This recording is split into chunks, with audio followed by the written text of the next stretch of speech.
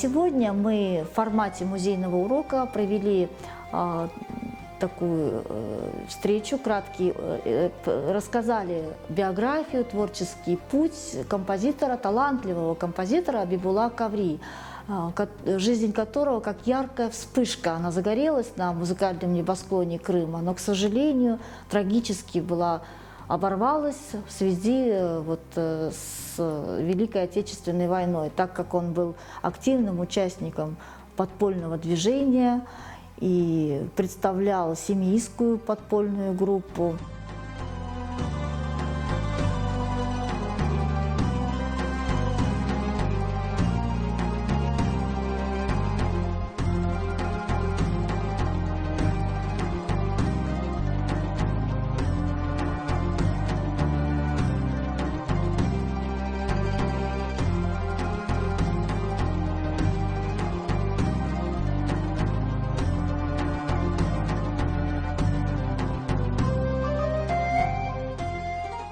После того, как его взяли, его пытали, расстреляли, потом взяли Гульнар Тезе, ее пытали, у нее до конца жизни у нее были шрамы на спине. И когда даже выселяли, вот как сказала Садиха, она первым долгом схватила его рукописи.